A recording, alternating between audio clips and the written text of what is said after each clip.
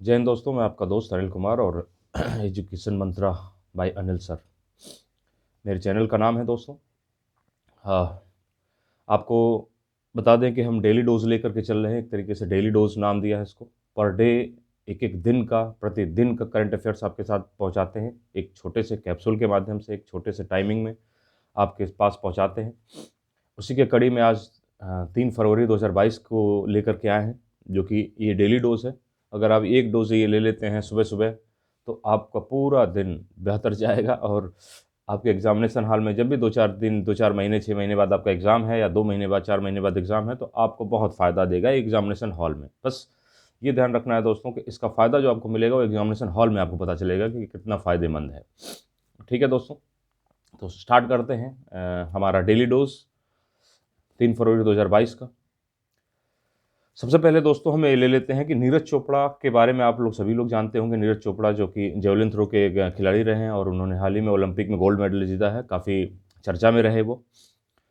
एक और उनके जो पर्सनालिटी है या उनके खेल के रूप में एक अहमियत आ गई है उनके लिए, क्योंकि भारत ने लॉरियंस वर्ल्ड जो स्पोर्ट्स का अवार्ड है उसके लिए नामित कर दिया है भारत की तरफ से, यानी कि Neeraj Chopra Laureus world award के लिए नामित कर दिए गए हैं। नॉमिनेशन का मतलब यह है कि यहाँ से नाम भेज दिया गया है कि वो उनको मिल सकता। लॉरियंस जो अवार्ड है दोस्तों, वो एक वर्ष में किए गए खेल को ध्यान में रखते हुए दिया जाता है। बहुत ही प्रतिष्ठित अवार्ड है वैश्विक स्तर पर। और आप अगर हम ये बात करें इसके प्रारंभ की, तो 1999 के अंदर ये लॉरियंस वर्ल्ड जो ये पुरस्कार शुरुआत हुई थी, स्टार्ट हुआ था 1999 में, 1999 में स्टार्ट हुई थी।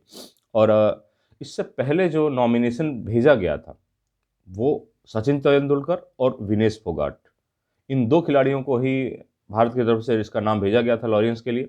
और ये तीसरे शख्स बन जाएंगे नीरज चोपड़ा जिनको लॉरियंस के लिए भेजा गया है। तो बहुत इंपॉर्टेंट क्वेश्चन है। सीधे सीधे क्वेश्चन यही आएगा कि लॉरियंस वर्ल्ड के लिए, भारत के लॉरियंस वर्ल्ड अवार्ड के लिए भारत की तरफ से किसका नाम रिकमेंड किया गया है, अभी यही बनेगा। बाकी अवार्ड अनाउंस होने के बाद देखा जाएगा क्या हो रहा है, इनको मिल रहा है नहीं मिल रहा है, और खिलाड़ी को मिल रहा है, क्या हो रहा है। लेकिन ये लॉरियंस वर्ल्ड अवार्ड जो है ये हमेशा इंपॉर्टेंट रहता है। वो किसी भारतीय खिलाड़ी को मिले तब तो बहुत ज़्यादा इंपॉर्टेंट है दोस्तों। अन्यथा अगर किसी और खिलाड़ी को भी मिलता है तो भी इंपॉर्टेंट हो जाता है बहुत ज़्यादा। ठीक है दोस्तों, तो इससे आगे बढ़ते हैं। लगभग हमने ये कवर कर दिया है। एक सेहत योजना है दोस्तों। सेहत योजना के अंतर्गत क्या किया जा रहा है? सेहत योजना के अंतर्गत जो भी लाभान्वित व्यक्ति हैं, जिनको भी आवश्यकता है, उनको जो दवाइयाँ जो है, मेडिसिन हैं, उनके घर पर पहुंचाई जाएंगे।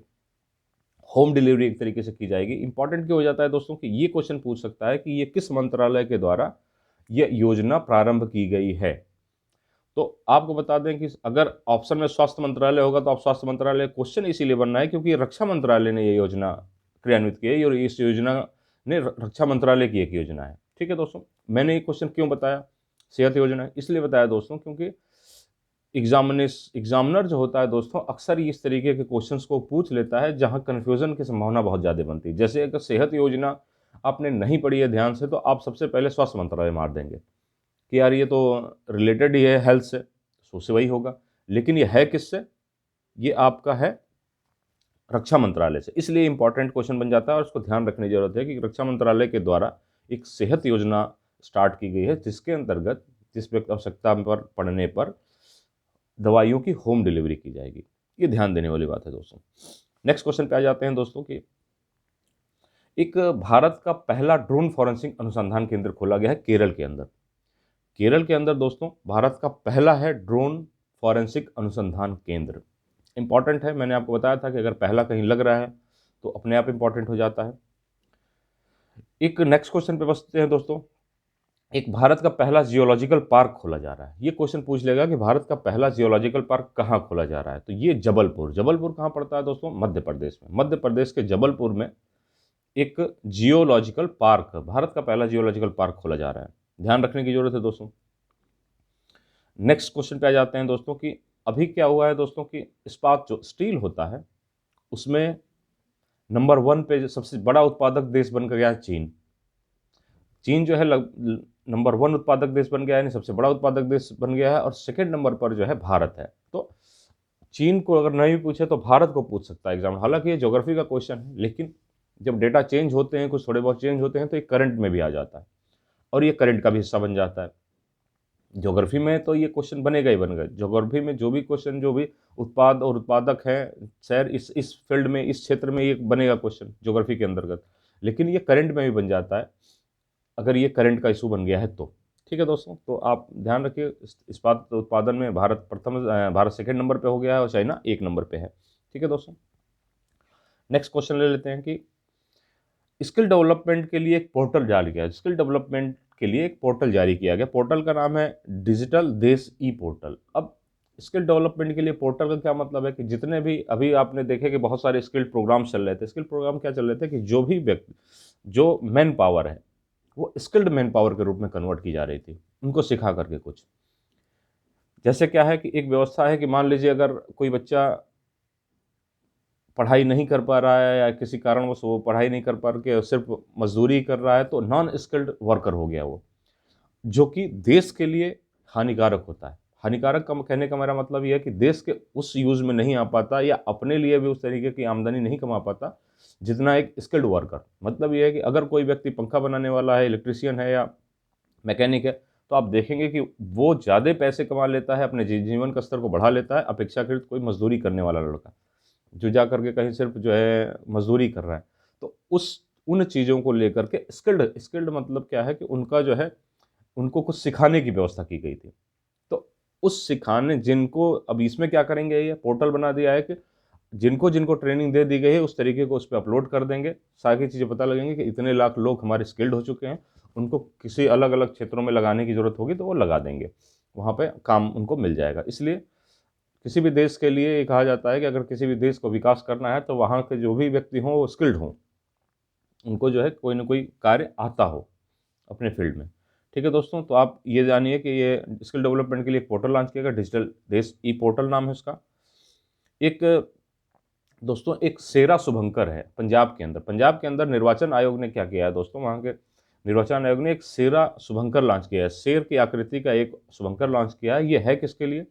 ये पंजाब के अंदर जो चुनाव, पंजाब के अंदर भी विधानसभा चुनाव हो रहे हैं, तो उस चुनाव के अंदर जो भी मतदाता हैं उनको जागरूक करने के लिए कि वो भारी संख्या में, ज़्यादा से ज़्यादा संख्या में आकर के आप वोटिंग करें, मतलब वोटिंग परसेंटेज को बढ़ाने के लिए एक शुभंकर लॉन्च किया गया है। एक शुभंकर को वो किया गया है ताकि उससे जागरूकता फैलाई जा सके। सेंट्रल होता है इंसान, जब वो शुभंकर किसी भी चीज़ के बारे में अगर देखिए कोई थीम रखी जाती है, कोई शुभंकर रखा जाता है, तो उसका मेन यही होता है कि जागरूकता फैलाना, ताकि लोगों को ज़्यादा से ज़्यादा संख्या में मतदान करने आए और उससे जुड़ी बहुत सारी चीज़ों के विषय में जानकारी दी जाती है। ठीक है दोस्तों, तो पूछ लेगा कि हाल ही में शेरा शुभंकर निम्नलिखित में से किस राज्य में लॉन्च किया गया है? पंजाब में लॉन्च किया गया है। ये किस लिए लॉन्च किया गया है? तो आप पता लगेगा कि मतदाता जागरूकता के लिए लिया गया है, मतदाता प्रतिशत को बढ़ाने के लिए किया गया है। इस तरीके से किसने लॉन्च किया है? तो भारत निर्वाचन आयोग द्वारा लॉन्च किया गया है इस तरीके का, या निर्वाचन आयोग द्वारा लॉन्च किया गया है। आप इस तरीके से क्वेश्चन बनते हैं और आप उसका आंसर दे सकते हैं। हाँ दोस्तों, अब मेरे ख्याल में लगभग जो क्वेश्चंस हैं जो हम लोगों ने आपके साथ डिस्कशन कर लिए हैं। क्वेश्चन चूँकि डेली डोज है, डेली के क्वेश्चंस हैं, इसलिए क्वेश्चनों की संख्या 8-10 ही हो पा रही है, या जो क्वेश्चन इंपॉर्टेंट आ रहे हैं वही सिर्फ आपको बता रहे हैं, उलझुल के क्वेश्चन नहीं बता रहे हैं अभी आपको। अब कोशिश ये होगी दोस्तों कि जो भी अब कुछ बातों को लेकर के एक डिस्कशन का भी वीडियो बनाएंगे। जैसे कोई मामला ले लिया, जैसे आप ये देखेंगे कि अभी वेटलैंड डे भी गया है, तो वेटलैंड पे एक कंपाइल, एक 2-3 मिनट का ही वीडियो बना के डाल देंगे।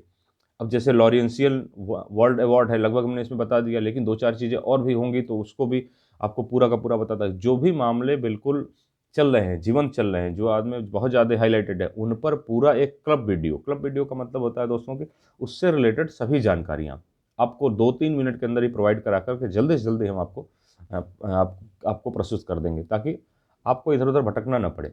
आप एक जगह से, जैसे मैंने बताया कि आपको नोबेल पे डाल दिया है, इसी तरीके से ऑस्कर अवार्ड विनिंग आएगा, उस पर पूरा ऑस्कर का एक छोटा सा वीडियो बना के डाल देंगे। ऐसे ही छोटी छोटी वीडियोस आपको देते रहेंगे। बाकी ये डेली डोज आपका चल ही रहा है।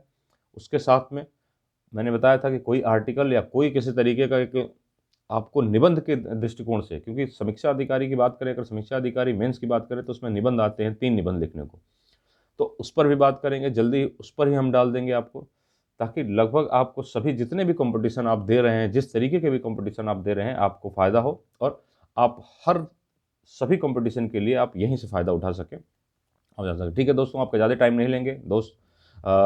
चैनल को सब्सक्राइब करिए, शेयर करिए दोस्तों, हमारी हौसला अफजाई करिए।